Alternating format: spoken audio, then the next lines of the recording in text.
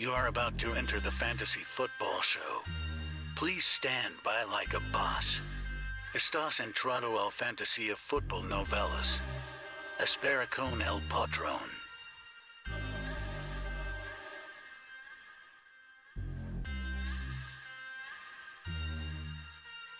Smithy is live Monday through Friday, 7 p.m. Eastern.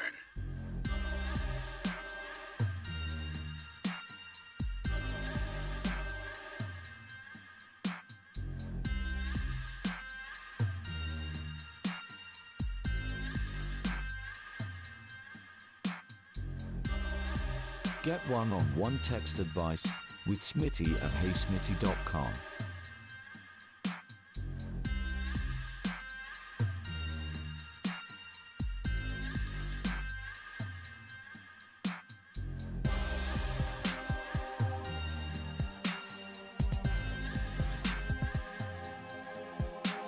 You are about to enter the fantasy football show.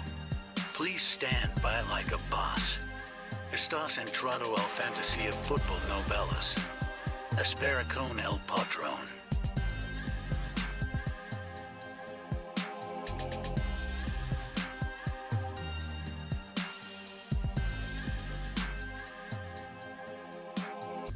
Get one-on-one text advice with Smitty at heysmitty.com.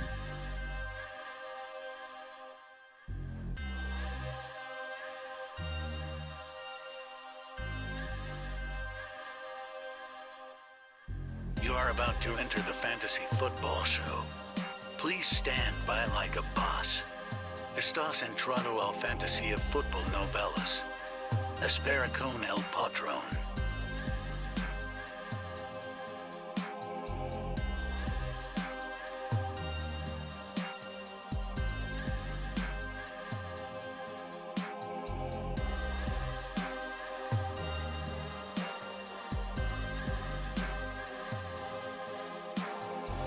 Smitty is live Monday through Friday, 7 p.m. Eastern.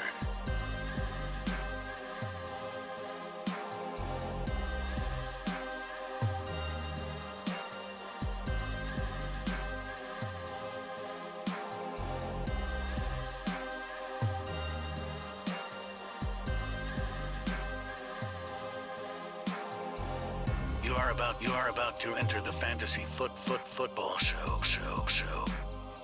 Please stand by like a boss. Estás entrado al fantasía fútbol novelas. Espera con el patrón.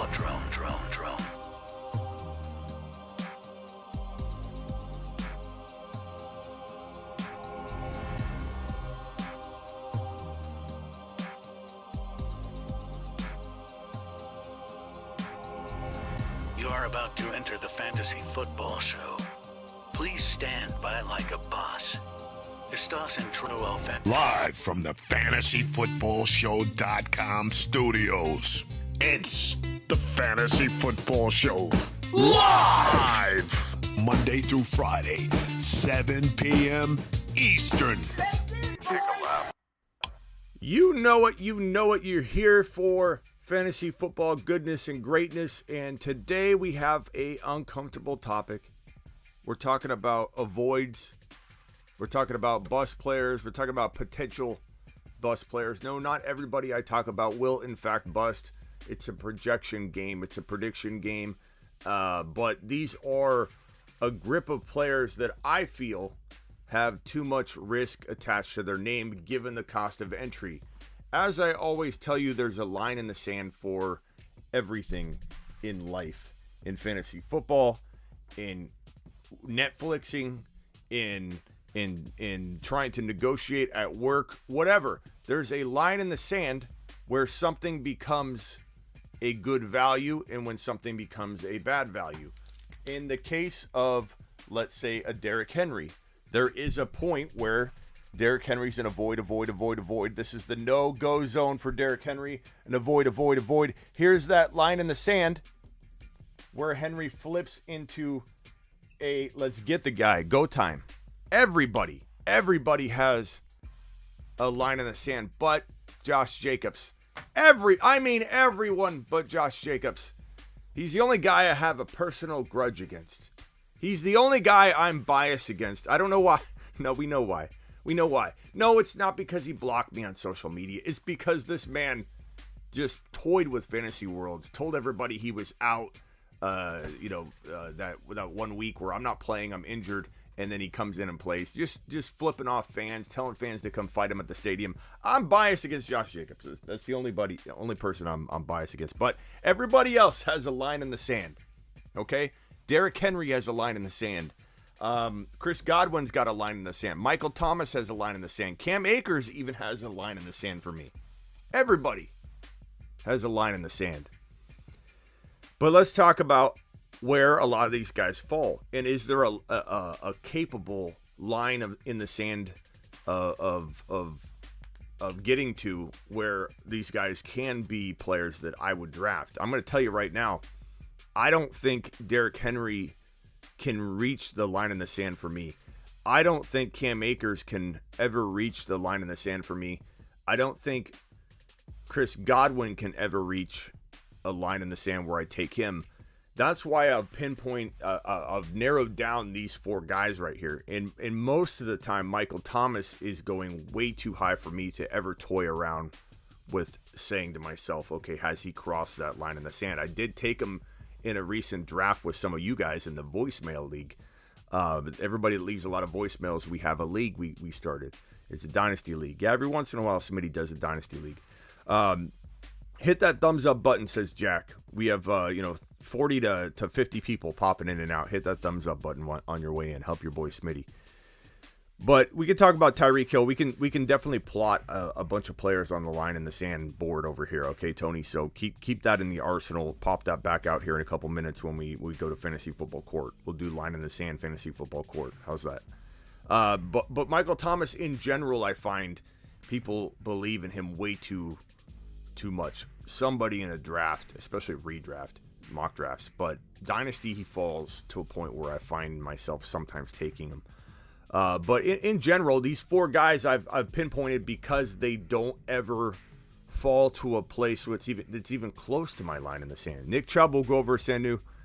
Bring him up during Fantasy Football Court. I'm going to say right now, Derrick Henry, his line in the sand for me, let's call Derrick Henry what he is, a top 5 pick to everybody else in the world, but people here on the show and to me. Here's round 1. Here's the 1.1. Here's the 1.12. Derrick Henry seems to fall in the 1.3. You could even call it 1.2. There are a lot of people that say to me, and they say it's so funny. It's almost like they've been missing, on a milk carton for weeks. They're like, Smitty, or for months. Smitty, wait a minute. Why isn't Derrick Henry at your 1.2? As if there's not an argument to be made about it. As if there's not good logical rationale as to why this man should completely be avoided. Like, I get it if you're not on team avoid Derrick Henry. I understand. Like, there's a lot of reasons why. Let me see. You just super chatted, but it's not coming up. I don't see the super chat. Derrick, try it again. I don't see it. There's logical reasons for liking Henry. Like, I don't react the same way I'm saying people react to me about Derrick Henry. Like, if you say, hey, I like Derrick Henry 1.2, I don't go, like, I get it. You like him. Like, I understand why. I get why. You think he's built differently. Okay.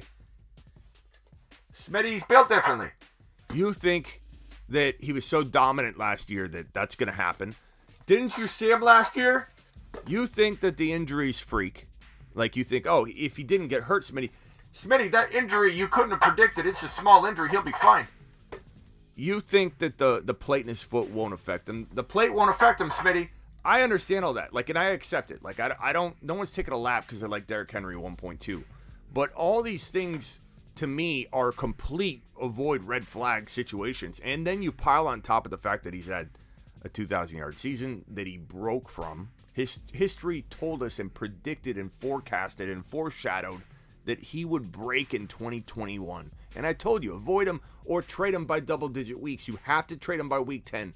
What happened? He got hurt right around week 10. He broke. History told us that. That wasn't even me. That's me not reading the tea leaves. Me reading the signs everywhere. The writing on the wall. History told us you rush for 2,000 yards, you break. Your numbers get cut in half. And people would say, Smitty, even if his numbers got cut in half, he'd be pretty darn good.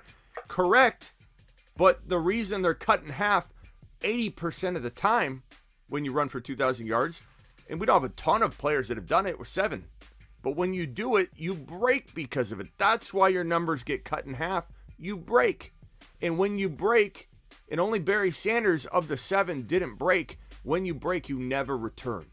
You don't just break for a year and then come back. Derrick Henry, 400 plus carries, that's a curse all in itself. He's not coming back to form for a full season. Maybe Derrick Henry delivers elite production for a certain period of time. Maybe. It's possible. But Derrick Henry is probably going in this range right here. 1.2 to 1.7. That's where he lives. That is his zone. Derrick Henry lives in that area. Okay?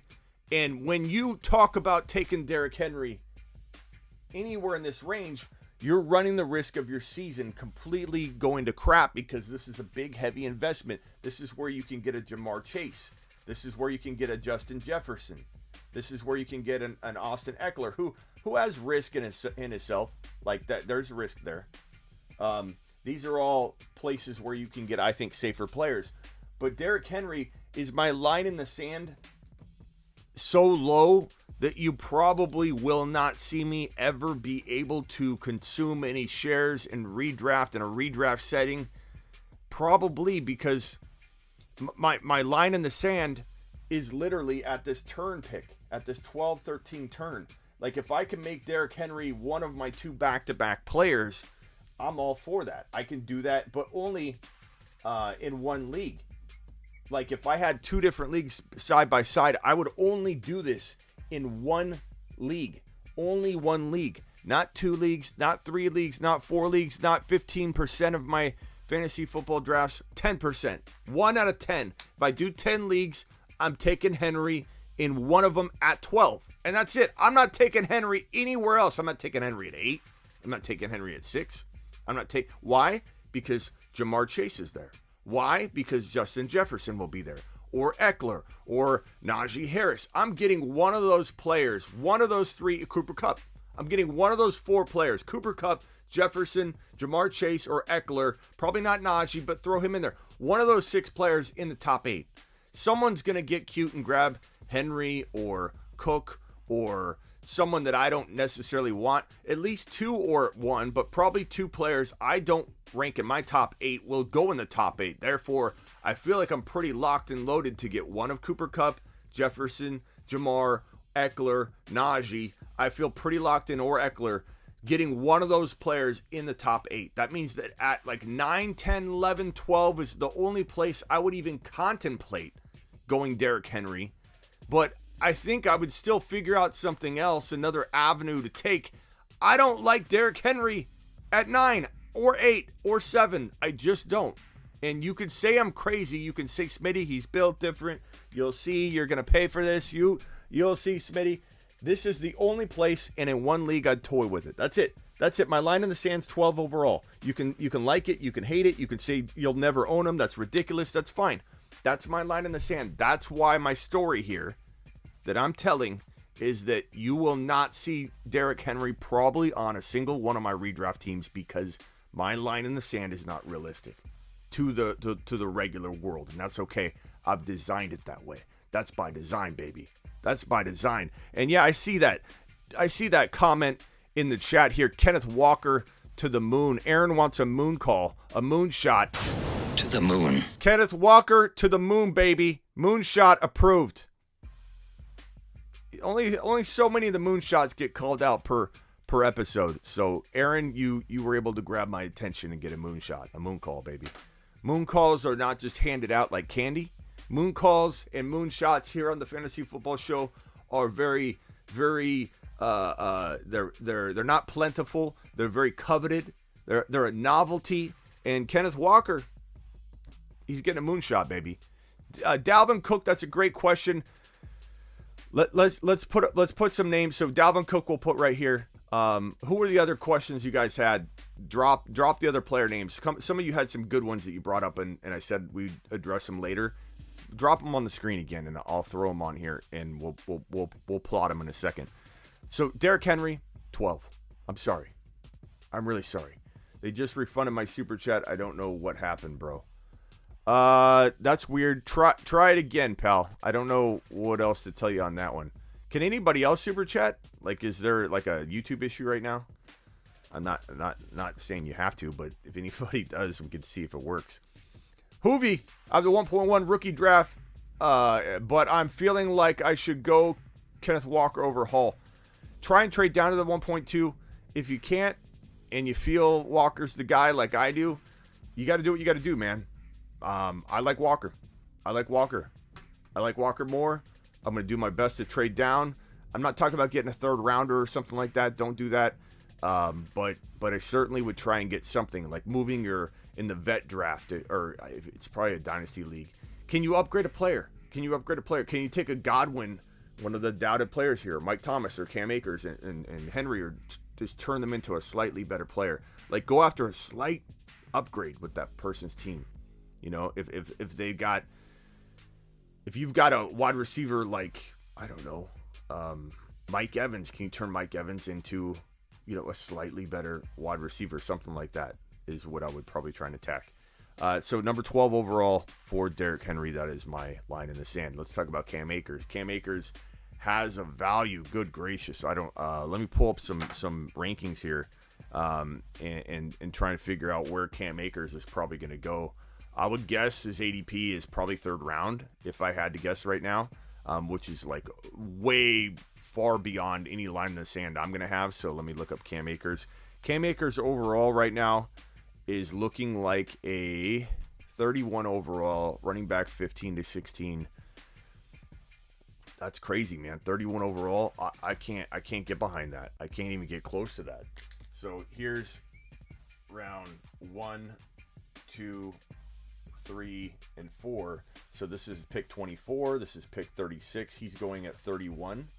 So he's going somewhere in this range right here in the third round. That's where Cam Akers is going. And I'm sorry, but like, this might offend some Cam Akers fans, but I wouldn't even consider it. There's a 0% chance I'm taking Cam Akers anywhere in the third round, let alone fourth round. 0% chance. Negative percent chance. Like, the line in the sand for everybody on the screen, no one's is further away from the reality, so far away from my line in the sand. No player has a further gap between reality and my line than Cam Akers in probably all of fantasy football 2022. Like, this is ridiculous. 31 overall value, 0% chance. And this coming from somebody that admittedly has done a calculation. I've done a calculation. My strength of schedule is different than everybody else's. I factor in PPR exactly equally to the rushing against stats when I do my SOS, my strength of schedule. Far too many people just look at rushing yards against, rushing touchdowns against, attempts, all that. No, not me. I factor in everything. And when you sum total look at the running back schedule, receiving and rushing, the Rams have probably the first or second best running back strength of schedule. That's great for Cam Akers if you like him. Or is it great for the Rams in general, whoever's running the football, whether it's going to be Darrell Henderson or my boy Kyren Williams, who I think eventually takes the job. Now, rookies don't climb very fast in a McVay system. We saw it with Darrell Henderson. We saw it with pretty much everybody that's come in. Even Cam took until the end of that rookie year to have that little breakout, and then obviously he got hurt. But Cam broke out at the very end of his rookie year. So McVay doesn't use his rookies very early. Like, we have to know that. And when you go investing in Kyren Williams, you better not be expecting anything anytime soon. But my prediction with Cam is twofold. One, he's either going to struggle very badly because No running back in the history, running back, has ever recovered from an Achilles injury to return or become a top 10 running back in the NFL. Not Adrian Peterson. That's an ACL, Bob. Smitty, what about Adrian Peterson? He recovered from his Achilles. No, he didn't, Bob. That was an ACL. That's like me saying, Bob, your right hand or your left hand. Completely different. The exact opposite. The exact opposite. And then we get these comments. This is next. I knew this is, it never fails. Deontay Foreman. That's not a top 10 running back. What'd I just say? He's not a top, not even, he did really well filling in. Like, let's be honest. But let me ask you this question, Lawrence. How long did it take him? How many decades did it take Deontay Foreman to get back? How many decades did it take Marlon Mack to get back to a position where he might just get a little bit of a shot? Like, the statement I made is return to or become a top 10 running back. No running back has ever torn his Achilles tendon and returned or become a top 10 running back. And you can say maybe not Cooper Kupp recovered. Come on, bro. Come on, bro. Come on, Brian. Come on, Brian. Brian, take a lap.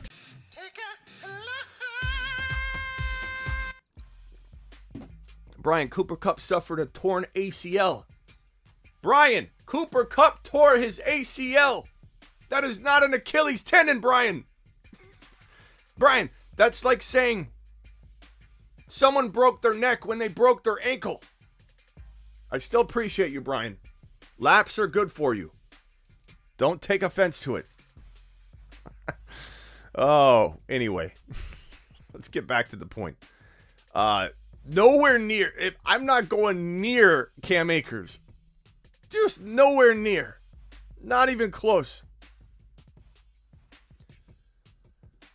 ACLs are scary injuries too because the next to go would be the Achilles. So here's the thing. As I said, this is twofold. Cam Akers is either going to never return to form, or if he does, it's like Deontay Foreman. It takes a long time. Okay? It takes a long time for him to get back to form. It's not going to be this year. Him coming back after 6 months recovered was the dumbest move that not only he made, but the organization allowed to happen. Absolutely ridiculous by that organization to let him. I don't care. People say, Smitty, the medical staff obviously felt like it was a good idea for him to come back on the field. Who are you joking? This NFL environment with medical staff, and you don't think players have been shoved out onto the field when they're not ready? You don't think coaches pressure athletes to go out onto the field? I'm not defending Antonio Brown. I'm not saying Antonio Brown's story was 100% true or was true at all.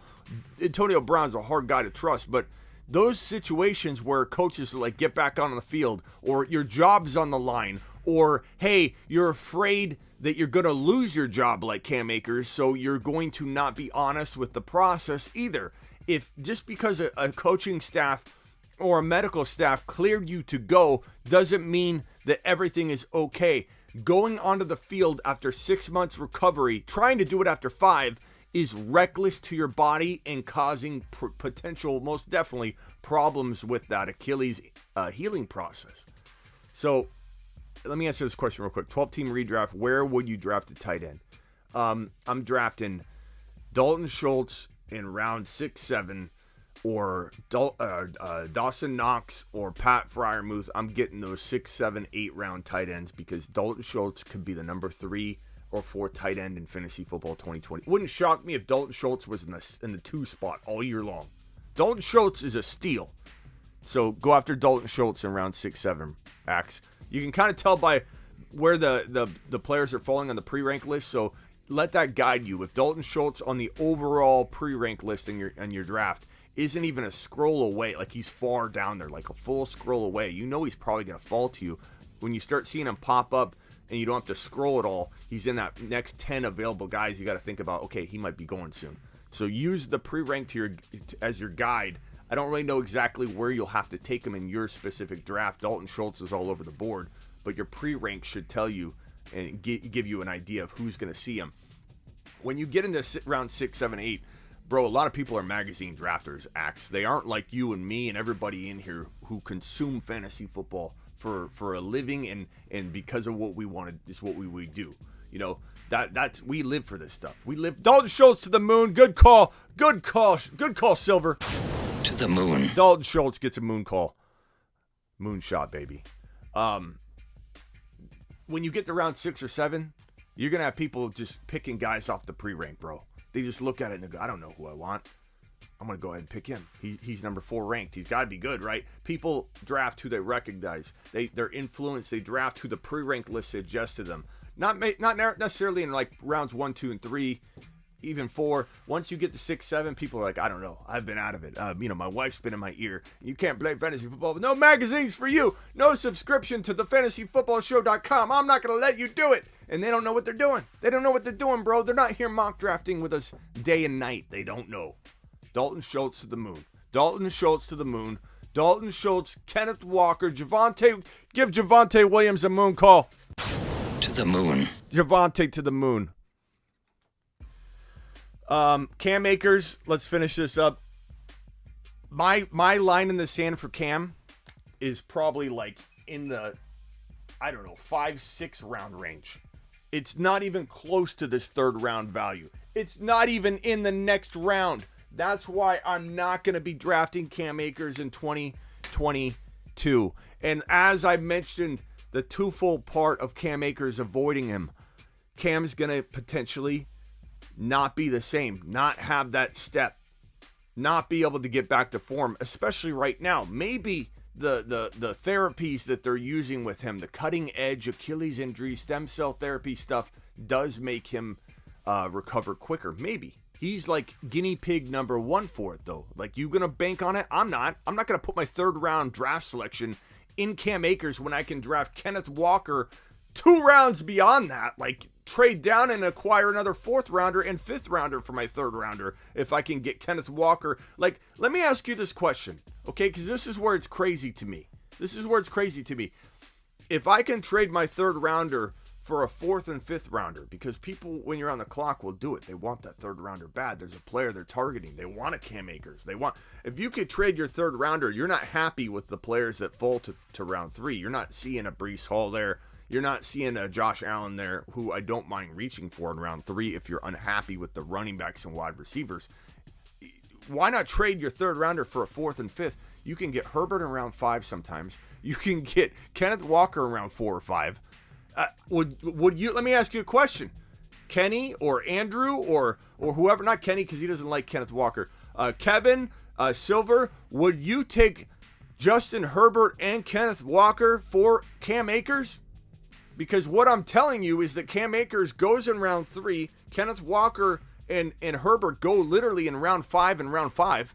You could take 2 5th rounders and get Justin Herbert and Kenneth Walker for Cam Akers. That's how you got to think and construct your team as you go into 2022 in redraft, in dynasty, in auction. It doesn't matter. It doesn't matter what format you're in. It's the same thinking. Can you construct a better team going Kenneth Walker and Herbert in double round 5 picks, or Cam Akers in round 3? Tell me, somebody in here tell me they'd take Cam Akers over Herbert and Walker. Please drop it in the chat. Somebody. Nobody's going to say that. Everyone's going to say, give me Herbert and Walker. Are you out of your mind? Give me Walker over Cam Akers. I take Walker over Cam Akers 1,000 times out of 100. 1,000 times out of 100. I take Kenneth Walker over Cam Akers. And Kenneth Walker's going in round sometimes 6. It's crazy. Which means I'm not taking Cam Akers until Kenneth Walker's off the board. And as Aaron said, Rashad Penny's already banged up. And he's on a 1-year deal. And let me say this about our boy Kenneth Walker, who gets another moonshot. To the moon. Call him to the moon, baby. Let me tell you amazing thing about Mr. Kenneth Walker. He's walking into a very good situation, a situation that took me about, 45 minutes to really accept, because I wanted him to go to Buffalo when that pick came in. I'll admit, I was like, no, but then they drafted offensive line. Then you look at the numbers. Then you really dig into the situation. And I wanted to be honest with myself and not just want to will Walker into stardom, and miss the boat and be like, okay, this situation's too hard to overcome with no quarterback. You look at how Denver ran the ball. I don't care about the split. Javonte and Gordon. Oh, now you're proving my point, Smitty. It's going to be Penny and Walker are going to be Javonte and Gordon. Don't tie those two situations together and assume they're the same. But Denver ran the ball very well without a quarterback because they had a good running attack. Seattle ran very, very well last year, and I know without Russell Wilson it could change a little bit, but they improved the offensive line. Penny was one of the most electric running backs in fantasy football in the second half of the season. It was averaging like 6-7 yards per carry. It was absolute madness. And you might take from that statement, oh man, then that means Penny's going to be good. Or you could look a little deeper and play 3D chess instead of checkers and realize that the offense does know how to run the football. Pete Carroll does know how to ground and pound. And Kenneth Walker is a 10 times better athlete player with 10 times more upside than Rashad Penny, who has had a lot of time to prove himself in this league and hasn't been able to stay healthy, B, prove himself. He hasn't been able to prove himself. If anybody thinks that Kenneth Walker is going to struggle to take over, he's a dynamic player that totaled like over 180 yards a game practically in college. You look at Kenneth Walker's game log. Where's that game log? I believe it's right. Is this the game log? I think this is the game log for Kenneth Walker. I believe this is. Can someone confirm? I think it is. 138-1. Then he had a little off day there with the 6 carries. 30-43 with 2 touchdowns. 23, 146-1. 23, 197-5. Look at that game against Michigan. 23 carries for 197, 8.6 yards per carry, 5 touchdowns. The thing that's crazy about people that say Kenneth Walker is somebody that can't catch the football. Schmitty, Kenneth Walker can't catch the football. I mean, don't you think they would have thrown it to... This is what my mom would say. This is mom analysis. You're giving me mother type level analysis when you say something like this. But don't you think that they would have thrown the football to him if he knew how to catch, Smitty? Let me ask you a question, Bob, or Frank, or Bud. Does this look like the kind of guy that can't be a good receiving back? Like, answer the question. Like, seriously, if you believe that he can't catch the football, if you believe Kenneth Walker cannot catch the football, answer this question for me. How on earth is he so able to shed tacklers, find open lanes in the middle? Being a good receiving back is all about making players miss and finding open space. This guy is the number 1 player in college football coming out of 2021 in terms of finding the best open space and lanes to navigate to and making players miss. Number 1 in force. Like, think about what you're saying.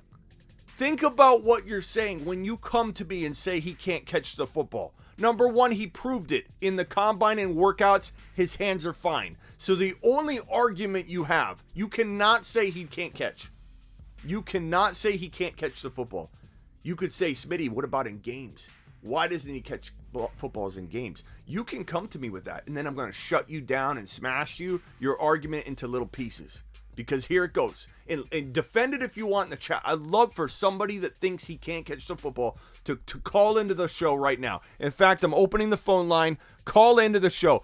Right now, if you believe that Kenneth Walker cannot catch the football, call into the show right this very second and make your case. Because I'm going to wait for somebody to call in trying to describe to me what rationale they have other than he didn't catch the football in college that explains that he won't translate in terms of catching the football at the next level, because everything you see right here on this screen right here is electric. Everything you see on film is him dominating and finding the most open space around. Call into the show. Call into the show. Dial 602 NFL.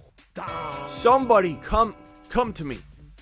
Bring it. Let me know why you think Kenneth Walker can't catch the football, when the keys to catching the football, do you have brick hands? Do you have stone hands? No, he doesn't. He proved it at the combine. Number 2, can you make players miss? Number 1 in college football in forced missed tackles. Number 2 in total yardage. Number 1 elusive rated running back in the FBS. Number 1 elusive rated running back in all of college football coming out of the 2021 NFL draft class. Number 1.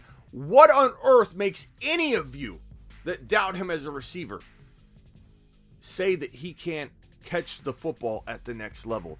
What makes anybody think he can't be a top 5 PPR running back at the next level? The dude has all of the makings to be a top 5 PPR running back.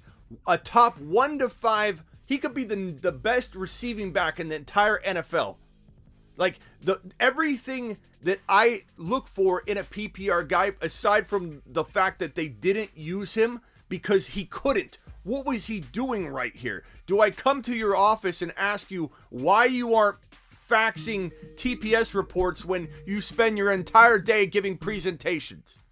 You're live on the Fantasy Football Show. What can I do for you? What's up? Deuces. Call in. They were speechless. They were speechless. They heard what I said. They said, never mind. And they backed out. Somebody bring me some tangible reasons why you think Kenneth Walker won't thrive at the NFL level in terms of pulling in the football. You're live on the Fantasy Football Show.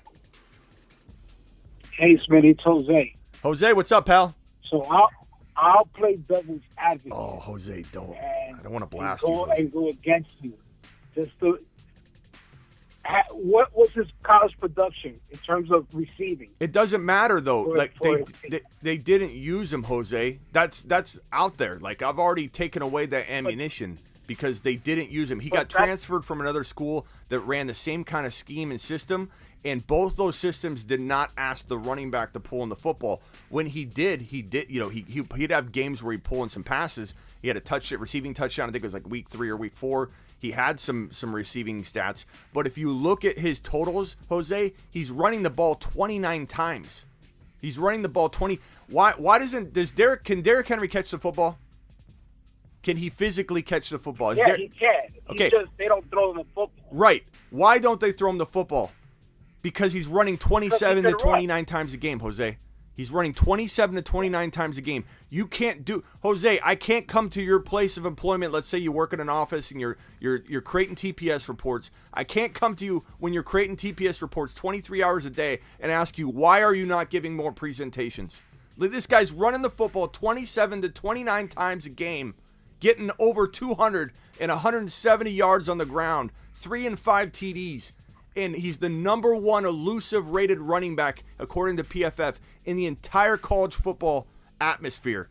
And he's the number 1 in forced missed tackles and number 2 in total yardage. What more could he do? And I'm not yelling at you. I'm yelling at the topic. What more could he do when he's being asked to do all of these things? And then people judge him. It's like judging Deebo Samuel for not having more receiving stats when you asked him to play running back more than 50% of the time. It's absolutely madness to me. Jose, the number 1 and 2 and 3 things that make you a good receiver is having good hands. He is not proven to have bad hands at all.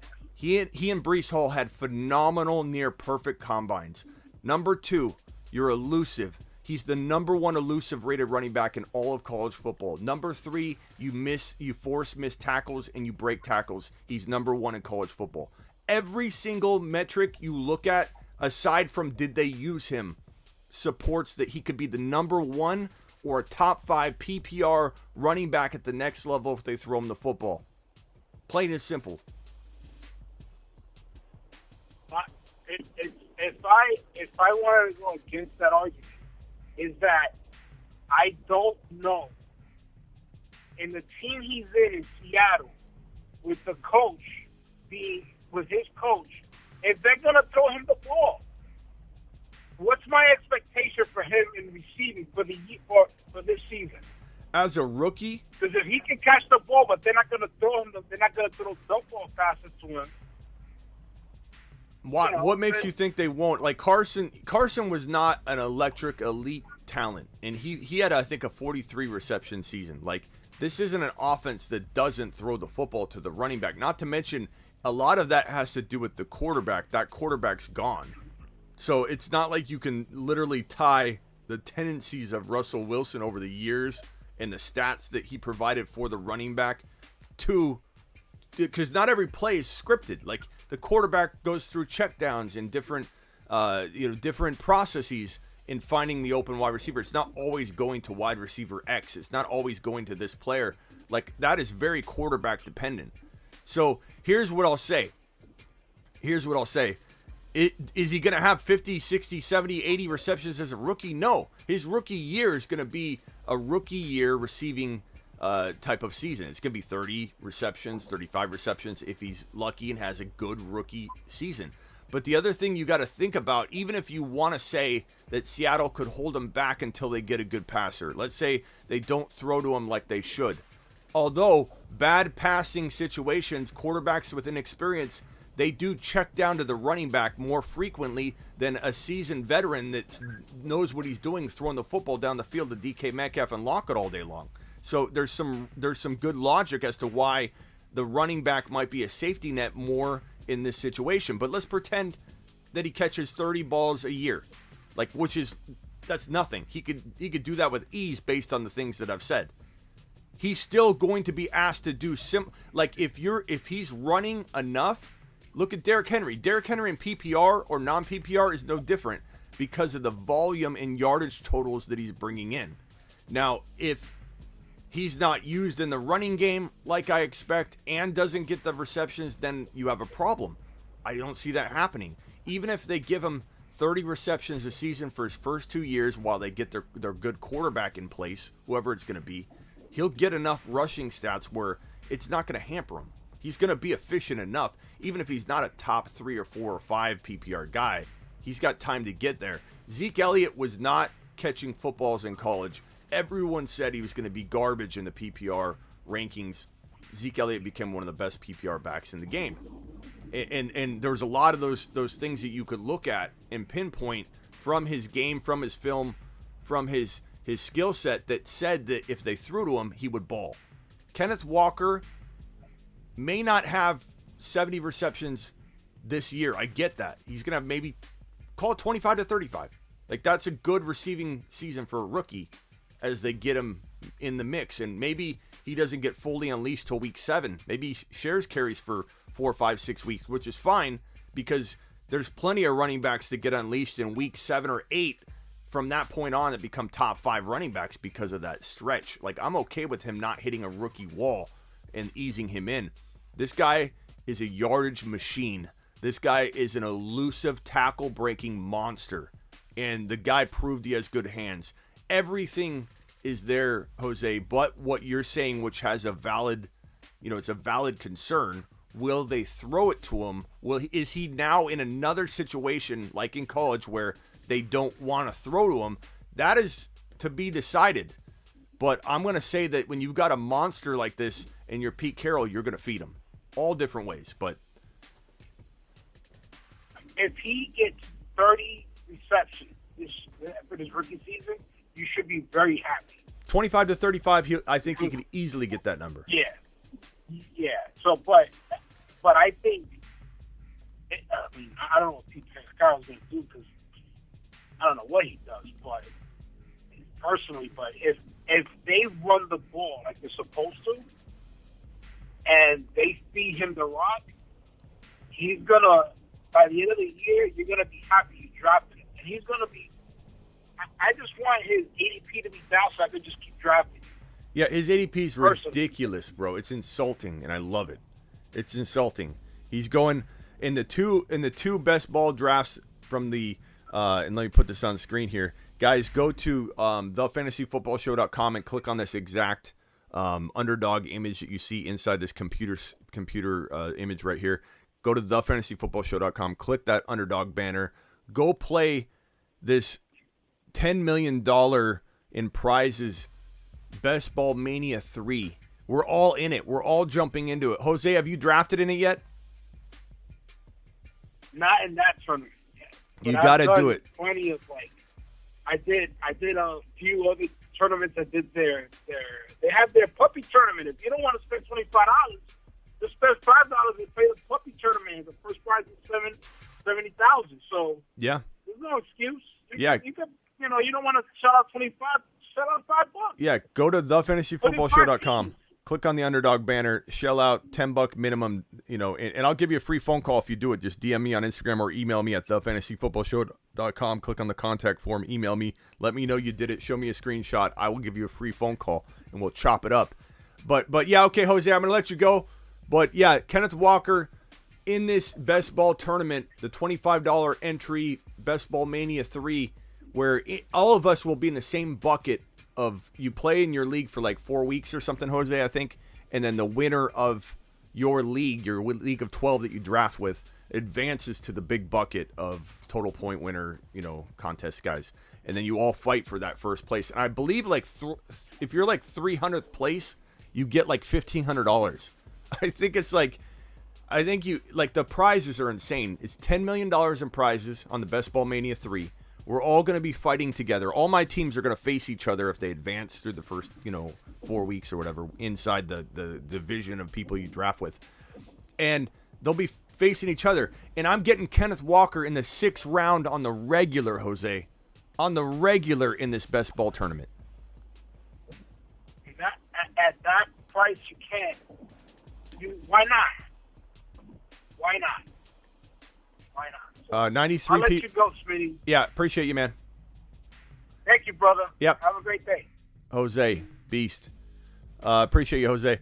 Terry says 93 to 100 people in here and only 40 likes. Come on, guys. Punch that like button. Do your boy Smitty a favor. Just smash the like button. If I'm bringing you value at all, at least do me the solid of wiping your feet at the front door. Punch the thumbs up button. Let's get this channel exploding in 20. We're going to take over in 2022. This Monday through Friday show, no one competes with us. No one brings the thunder and heat like we do on a daily basis. On top of the fact that I do another video, I'm starting to do another video on top of the hour daily show on the main channel, and I'm going to go live. I'm going to try and go live every single day. I got to do that next. Every single day on the Dynasty channel. And you know what? We might go in and talk about, who do we talk about on the Dynasty channel? DK Metcalf? Who do you guys want to talk about on the Dynasty channel after this? I'm going to go over to the Dynasty channel right after this.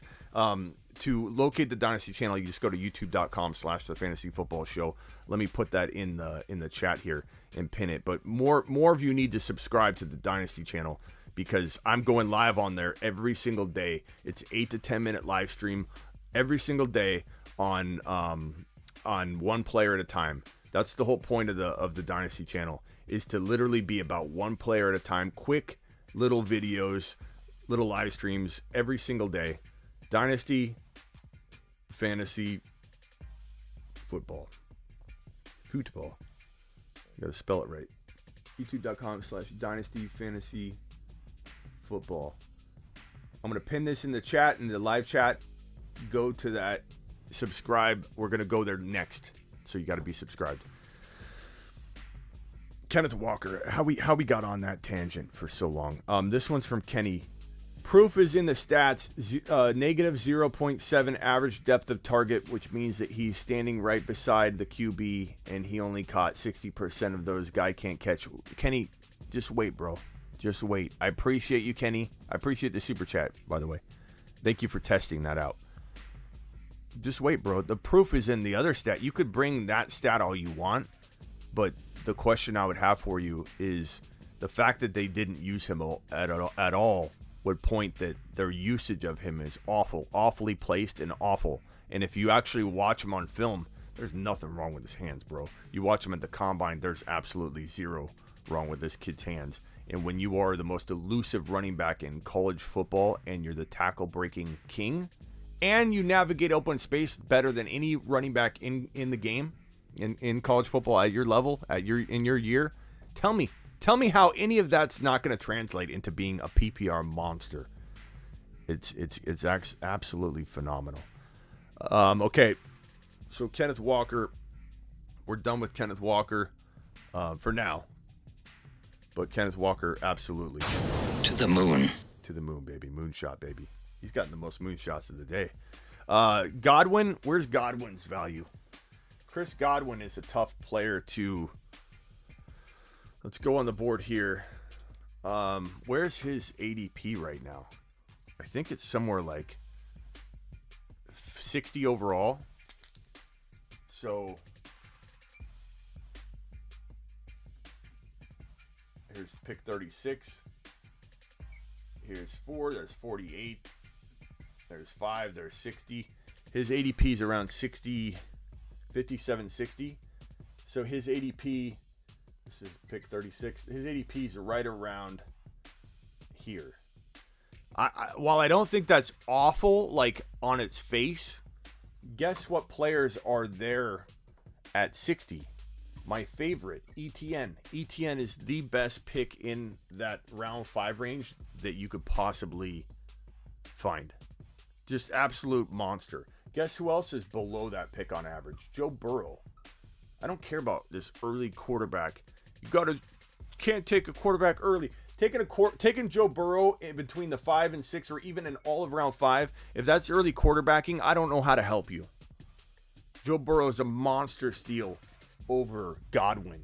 No Godwin in 2022 at all, when you can get guys like ETN, Joe Burrow, trying to see like Waller at tight end. Like I know Waller has had a disappointing year, but that's a ridiculous value for Waller.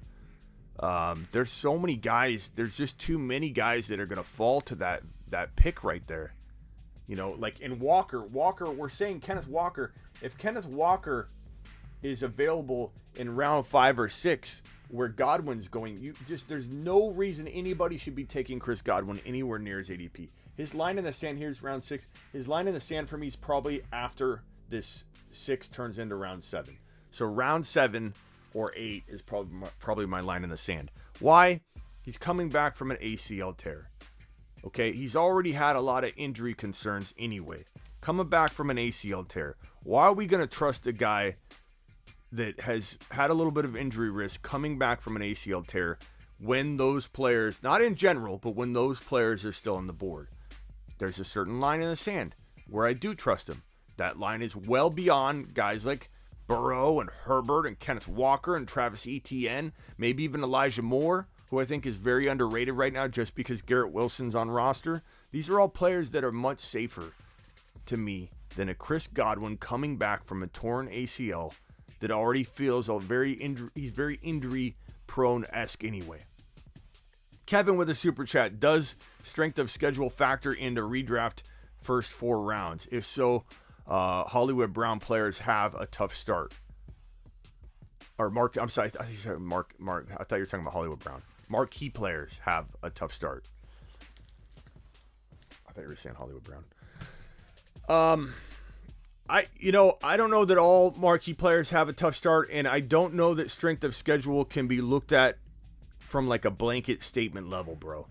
The reason being is sometimes your strength of schedule dictates that you're going to have a tough time running the football or catching the football, but a lot of people's strength of schedule don't account for the PPR aspects of a running back, for example. Sometimes if you have a tough schedule, that means you're going to throw a ton. So there's a lot of different components to it that kind of matter when you're breaking it down. So if a quarterback has a tough schedule in general, they'll be throwing the ball a lot. Or in the case of the Cardinals having one of the tougher schedules in the entire NFL, that could mean that the Cardinals are down a lot. And Hollywood Brown, who faces typically tougher schedule than most wide receivers, is going to be force-fed the football and have a ton of PPR work, a lot of receptions. Even if his efficiency's down a little bit, like let's say Hollywood Brown doesn't pull in as much yardage or yards per catch because he's getting blanketed by tougher defenses, he might have a career year in receptions, and that counterbalances. So there's a lot of factors involved. And in terms of running backs, defenses change from year to year, so you factor it in for sure, but you can't let it like force you in a direction where you're not drafting a player. You know, it can help you more than hurt you, meaning if the strength of schedule tells you some positive things, I look at that a little more with a heavier hand than I do the negative part, because you can still produce. So it's a great question, Kevin.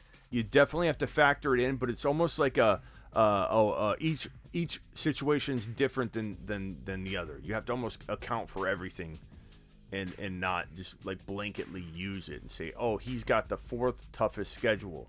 Okay, well, does that include PPR? Does that mean he's going to be used a ton more? Does it mean that he'll be blanketed? Like, there's a lot of different implications that are case by case. So great question though, Kevin. Great question. And as for Godwin's line in the sand, like I mentioned here, we're putting it right around round 7. In round 7, I'd consider him. That's it. Everybody here must be in already, unless we got some scaredy cats. For the Cooper Cup League, maybe. There's a couple spots left. Drop a $20 super chat if you want in the Cooper Cup League. The Cooper Cup League is going to be a baller league.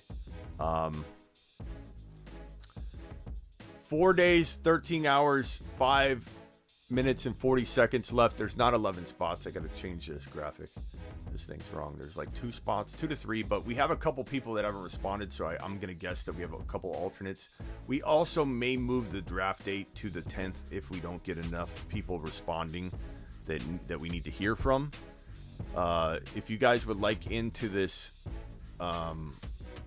league, drop a $20 super chat or deposit $10 into a brand new Underdog account.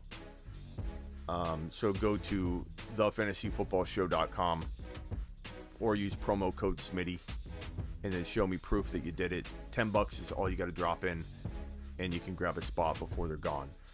4 days, 13 hours left, 2 to 3 spots left, 96 team Cooper Cup League. If you want in, we're going to talk about it all year long. And the draft will be live on YouTube a lot.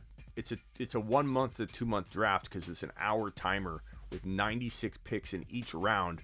But don't think, oh, my team's going to be light. I don't know how I would draft in that situation, because there's 8 copies of every player in the player pool. So pick 96 is the last pick in round 1. So 96, 97. Whoever's got the turn picks will have that. We'll do a randomized draft order live. But whoever's got pick 96 will have pick 97, the turn picks. Those are the bookend picks. It's crazy. That player right there will be the same player that's there in a 12-team league at 12, because there's 8 copies of every player. So it's going to be absolutely phenomenal. $20 super chat gets you in. It's not an entry fee by any means. It's just a way of creating an amazing league for all of you that have been donating to the channel and getting the channel where it's gotten up to. And there's the prizes are unreal. We got the autographed Joe Montana and Jerry Rice Hall of Fame full-size red helmet.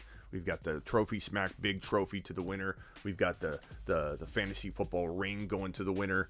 One of these bad boys. It's heavy duty. Feels like a real ring. Comes in this amazing box that's going to make your girl think you're proposing. And she's going to go, yes! And you're going to go, no! And that's what you get. And then there's all kinds of other prizes coming. So get ready. Get ready. Get ready. Can't wait till that 49ers helmet is sitting pretty on my mantle, says Drew. Drew's excited for it. Just hoping the ring fits. You get to order your ring. You order it. I give you a coupon code to make it free. You get to pick the version you want. There's like a $150 or $200 version you can pick, and you customize it. You put your name on it. You put your record or point total or your favorite number. Everything is customized on it, bro. Mine says Smitty. Look, mine says Smitty. The one they sent me to show off, it says Smitty 2022. It's got a record 11-3 from 2022.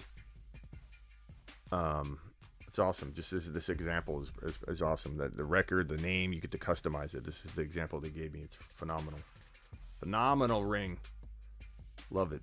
Love it. Love it. I wear it to the grocery store. I literally I take this thing everywhere I go. I don't just keep it in the box like it looks like over there.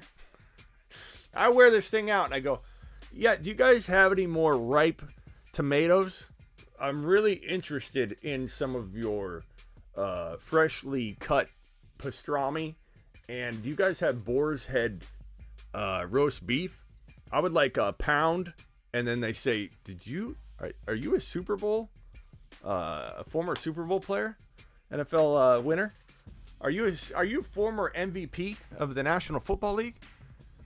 Or is that a fantasy football ring that you're holding? Okay. Line in the sand for Michael Thomas. Who is Michael Thomas? I haven't heard that name in forever. When's the last time we saw that guy play football? Michael Thomas, 60 overall. I should have just left the same board up because that's the same ADP as Godwin. So, round 1, 2, 3, 4, 5, 6. So, this is pick 36. This is pick 48. This is pick 60. So, MT's ADP is right around here. How do we feel about that? I feel the same exact way. Everything I just, like, you can literally, like, rewind and listen to what I said about Godwin. I say the same thing about Mike Thomas. Why are you going to take Mike Thomas when ETN's there? Why are you going to take Mike Thomas when Burrow is there? Why are you going to take Mike Thomas when especially Kenneth Walker, a guy that can be second round valuable at the end of the day in hindsight? Why are you going to pick a guy like MT over any of those guys? My line in the sand for MT is probably past round 7, just like Godwin. It's somewhere in the I don't know, 8 to 10 range. I don't even know if I'm going to take him in round 8 or 7. I'm just saying he's for sure past round into round 7 or beyond. There's just no way. There's just no way I'm taking a guy like that when you have guys like Burrow and ETN and amazing players on the board. James, DM me on Instagram or email me real quick go to thefantasyfootballshow.com, click the contact form, and send me an email or DM me on Instagram real quick, James. Do it now, James. Do it now. James wants in the league. James wants in the league, and he wants to do it live. Walker won't be able to catch the football because he has a bad quarterback. Okay, Jack, go rewatch the rest of the film. I appreciate you, good buddy. No laps will need to be taken on that comment. You clearly weren't here. They'll check down to him. Sometimes a bad quarterback situation is the time where a quarterback checks down the most. I mean, think about when, and I'm not saying Mike White's a bad quarterback. I don't mean it to come out that way, but think about when Mike White came in. Check the heck down to Michael Carter. That's your safety net when you're a quarterback. You're a young quarterback, or you're a new quarterback, or you're new to the offense, and the coaching game plan is going to be different for you. Like, doesn't mean they won't throw the football to him. Not to mention, I'm not worried about his reception totals as a rookie. Like I said, as a rookie, even though he could be one of the better PPR running backs in the game 3 years from now, 2 years from now, I'm not worried about year 1 where he's going to catch probably 25 to 35 passes at most. As a rookie, that's what my expectation level is. I'm not worried about him pulling in balls to the degree that he will eventually as a rookie. We're worried about him getting volume, and not to mention when everybody rips on him not pulling in passes, I ask you again, what is he supposed to do when he's doing this kind of damage on the ground? He doesn't have time. They're not asking him to catch the football because the man's running for 170 yards, 143 yards, 146 yards, 233 yards, 172 yards, 264 yards, getting 2 and 3 and 4 touchdowns a game. What's the guy supposed to do? He's literally busy. He's busy. He says, hello. Hi, Kenneth Walker. This is the coach. Yeah, this is Kenneth Walker. We would like you to catch the football more. Coach, I'm sorry, I'm out of the office right now running the football to the end zone. I'm currently in the middle of a 264 rushing affair with 4 or 5 TDs. Can I get back to you later on this reception thing that you want me to do? I mean, what do people want from him? What do the people want from him? He's literally averaging over like 180 yards per game. And you're wondering why he's not catching the football. It's madness, bro. It's madness. It's crazy talk. It's regurgitated fear. Regurgitated fear. James, like I said, email me through thefantasyfootballshow.com. Click the contact form, bro. Go do it. Go do it now, James. Curry, James.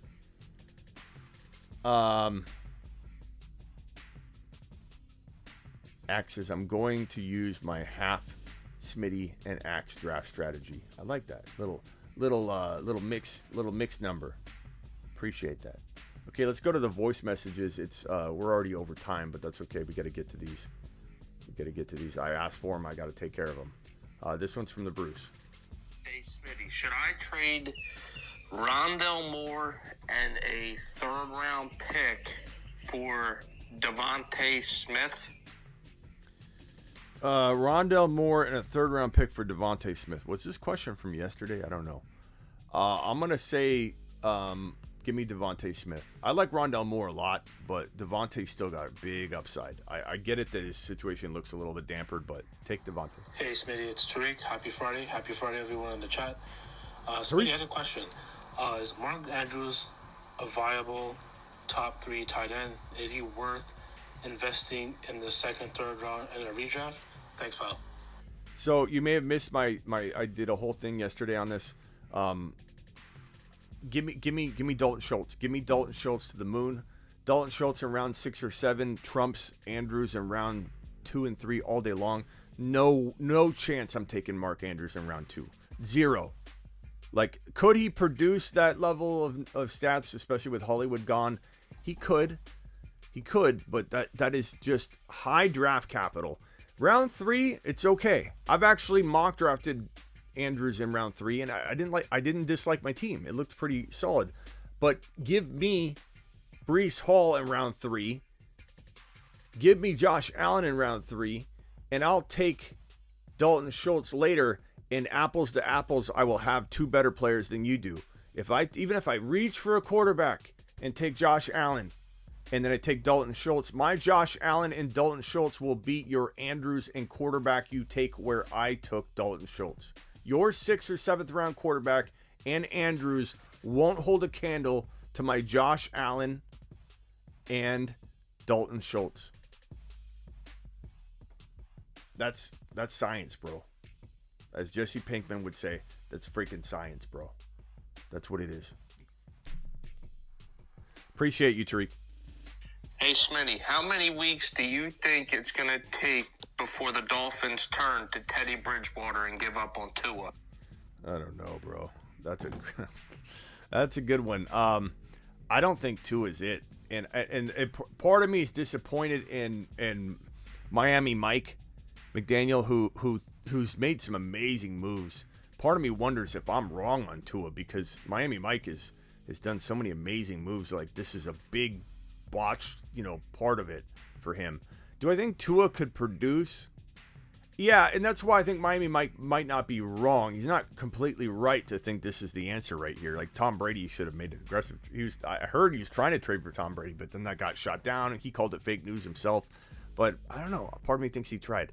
But acquiring a quarterback like that is the aggressive move I expected, that mirrored and matched everything else he's done aggressively. Like, I think that the quarterback of the Miami Dolphins in 2023 will not be the quarterback of the Dolphins in is not the same quarterback, Tua. Basically, Tua is not going to start in 2023 is what I'm saying. What I mean to say is the quarterback of the Miami Dolphins 2023 is not currently yet on the roster. It'll be acquired through a trade in the offseason, whatever. Maybe during the season.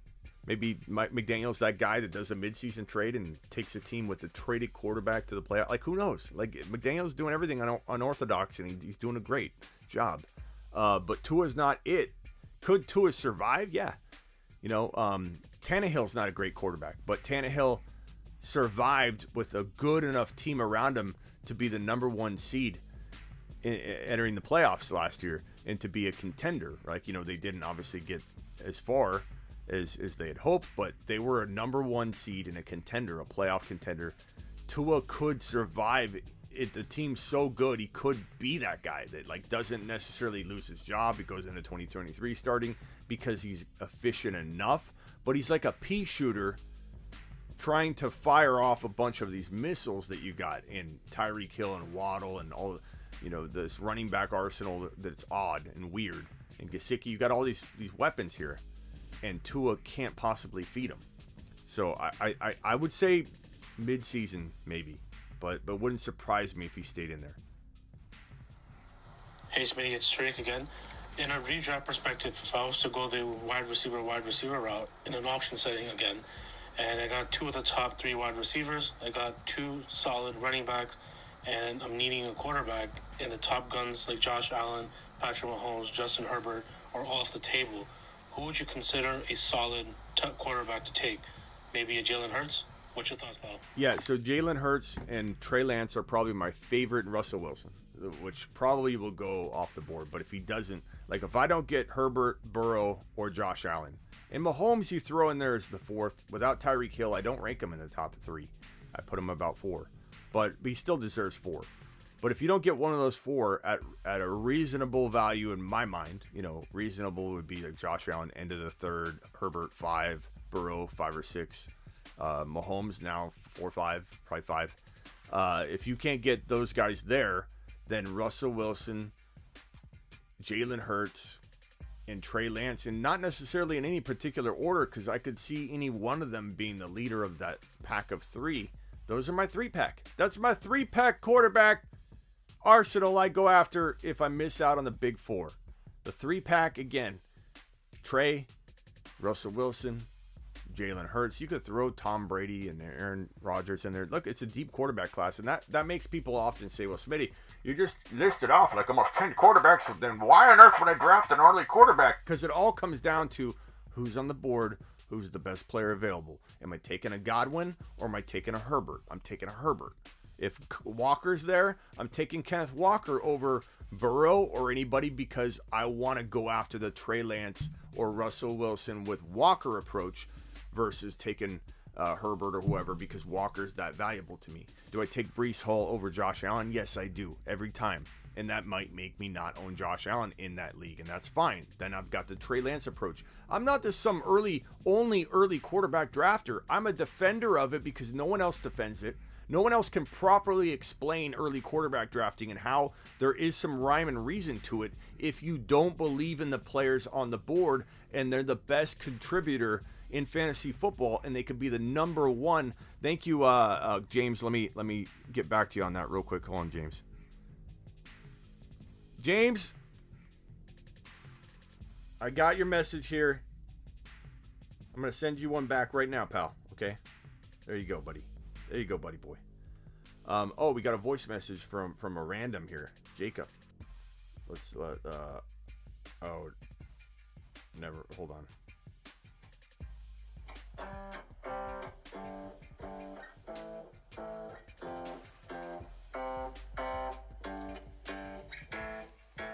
I don't know what he's doing. He's playing a song. If that's good later, I'll listen to it. We'll put it back on the show the next time. I don't have time. You take way too long with your intro, bro. Serenading me and shit. I like it, bro. Phone lines I'm shutting down. Appreciate everybody that dialed in. I still got some more voice messages to get to, so let's get to those real quick before we end this show. We got Kenny. Hey, Smitty, where do you see Hopkins in comparison to Godwin? Because I think there's a chance that both of them miss around the same time. Maybe Godwin doesn't even miss 6 weeks, but where do you have Hopkins ranked if you're putting Godwin there?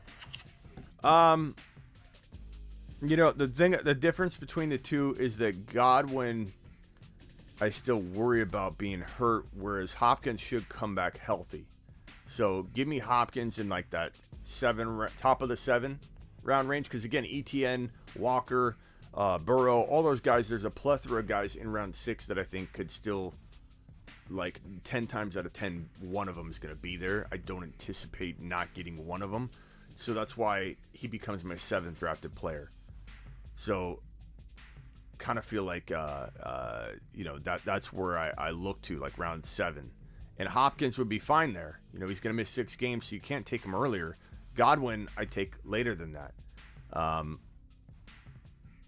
Let's see. I'm trying to view some of the chat. There's somebody asking something, and I feel like somebody needs help here. It's Fantasy Dog. Does anyone know anything about the Cup League? Head-to-head, playoffs, waiver wire order? Waiver wire order will be randomized. It is a 1-hour timer. off at midnight to 6 a.m., but you can still draft during that time. Like, I encourage everybody to draft at 2 and 3 and 4 a.m. if you're up and you see yourself, you're leaking the lizard and you're like, dude, I'm on the clock. Take a draft selection. Also, pre-rank. Like, don't be disrespectful and not pre-rank when you get up at 10 a.m., okay, which is fine. I don't judge you. But you get up at 10 a.m., and you're on deck at midnight, and the timer goes off, right? Timer pauses at midnight to 6 a.m. But as soon as someone picks at 6 a.m., let's say, or if they pick at 3 a.m., your timer is going to start right at 6 a.m. You'll have 1 hour. You're going to time out.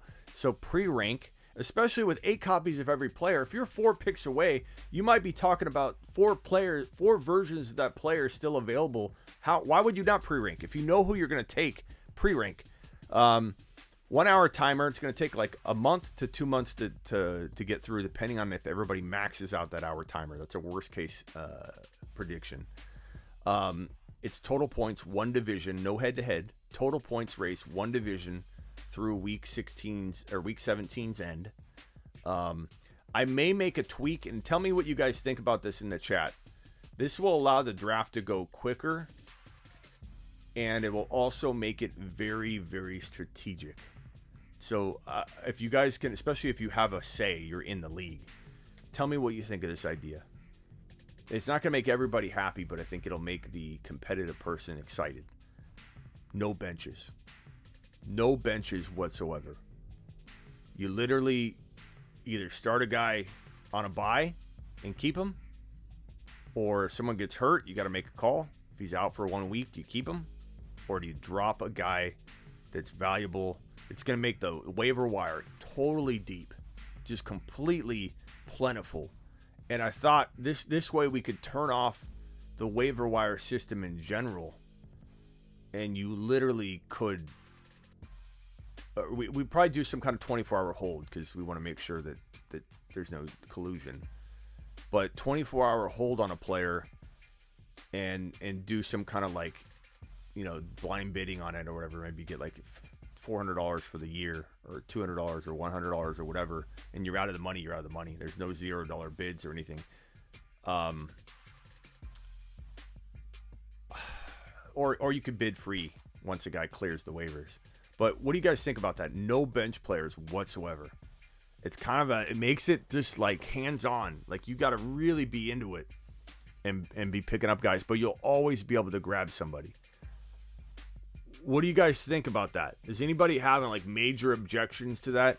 I kind of feel like that's the way to go. I kind of feel like that might be the fun way to do it. It's all going to be on My Fantasy League. Disadvantage to skill players, Smitty says Fantasy Dog. Not necessarily, because if you're really good at knowing when to react to that kind of stuff. I don't know. I haven't decided yet on it. It's just something that came to my mind that would make it a very fun to see the teams that we can all assemble and the guys that could get dropped. I don't know. Silver doesn't like the idea. We'll see. No bench, says Ray. Players get hurt, you need a bench. That's the whole point, though, Cliff. You got to cut them. You got to make that call. That's the strategy involved, Cliff. If somebody gets hurt, you got to cut them. You got to cut them or you hold them. There could maybe be like 2 bench spots or 3 bench spots, maybe. I don't know. Yeah, Hod, that's the problem. On the bye week, you got to make that call. You got to, like, maybe you have a lead and you can afford some buys. I don't know. That's part of the strategy involved. But maybe we keep 3 bench spots. I don't know.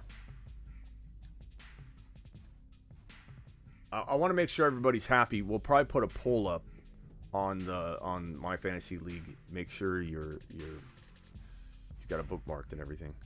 Okay, let's go to voicemail group 2. Hey, Smitty, Terry here. What do you think of this crazy signing extension on David Njoku, now the 4th highest paid tight end in the NFL? Got to think like Schultz and Waller, some others right now just licking their chops at this. And if he's at 14 now, 0.2 something million in Njoku, these guys are going to get paid a lot more now. What do you think on that?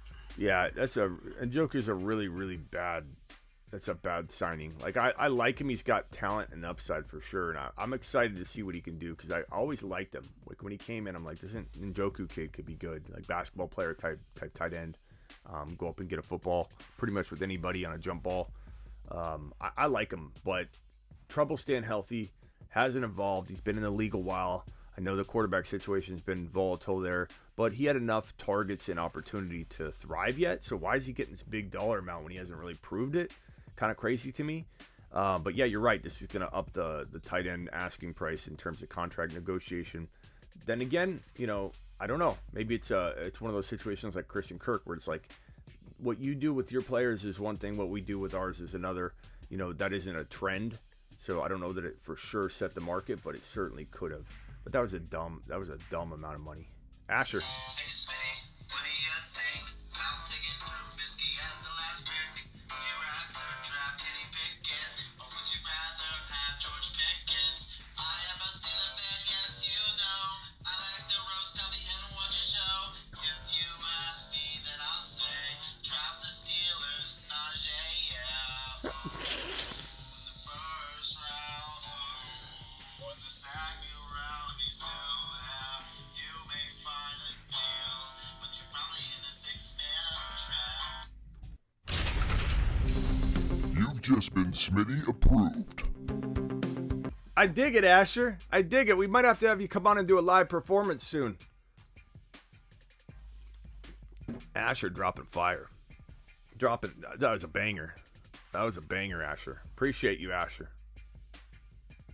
Dude's banging out hits from his basement there, bro. Anyway, get ready for the league. It's gonna be fun. James, appreciate your super chat. Appreciate everybody that super chatted.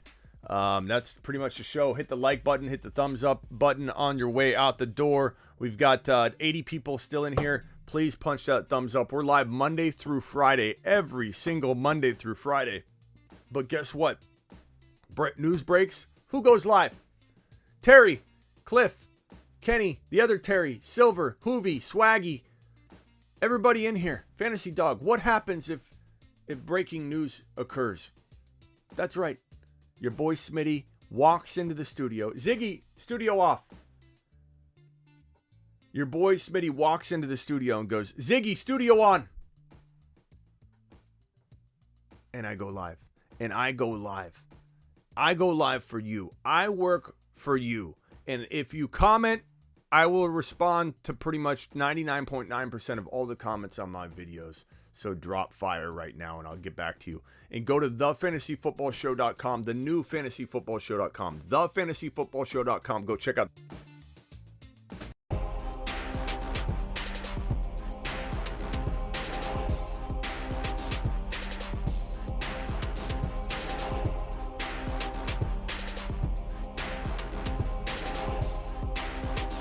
Hold on a second. We got a super chat. Gavin, you still here? Gavin, you still here? Smitty, you decide because I can't. Jefferson or Pittman plus Devontae Smith, 2023 first, PPR, 1 QB, start 9. Gavin, tell me you're still here, pal. Appreciate your super chat, by the way. Gavin, you here? Gavin! Gavin? What's on your mask, bro? Okay. Jefferson or Pittman, Devontae Smith, 2023 first. The only reason I'd even consider this 2023 first side is if you knew it was the 1.1 and you were getting Robinson. And then Gavin, you have yourself a dilemma potentially. But even if you threw Jefferson into the player pool next year with Robinson and all those 20... Sorry. Even if you threw Robinson or Jefferson into the player pool with all the 2023 rookies. Gavin, you still here? Even if you did that, Gavin, Jefferson could go 1.1 in that rookie draft in 2023. So I'm going to tell you, bro, you can't guarantee me you've got the 1.1 in that 2023 first rounder there. This is a no, Smitty disapprove. You've just been Smitty disapproved. You haven't been Smitty disapproved, Gavin, but this trade offer, I'm going to say no way. Keep Justin Jefferson. Don't even consider this, in my opinion, unless you knew 100% that you were getting the 1.1. Gavin, where are you, Gavin? Did Gavin leave? Gavin, come back. If he's still here, he's taking a long time to type. He's going, Smitty, I'm still here. Gavin.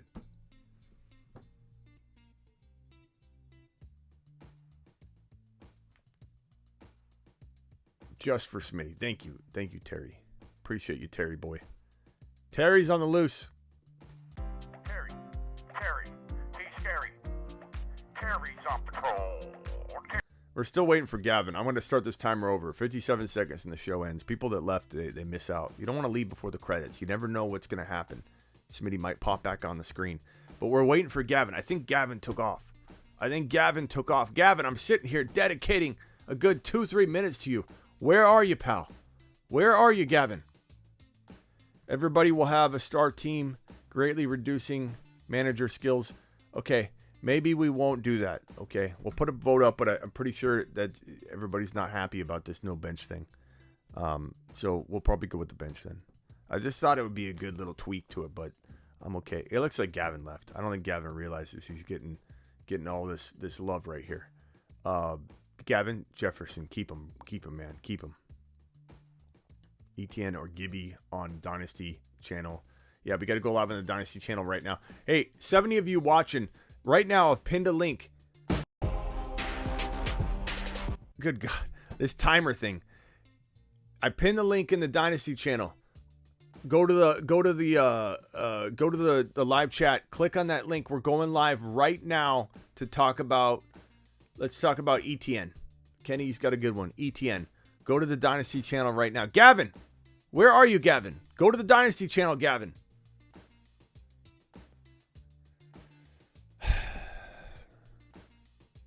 Fantasy Dog, Cliff. Are all you guys going over right now? There's 70 of you in here. Hit the Dynasty channel link pinned in the chat. We're going right now. Appreciate all of you.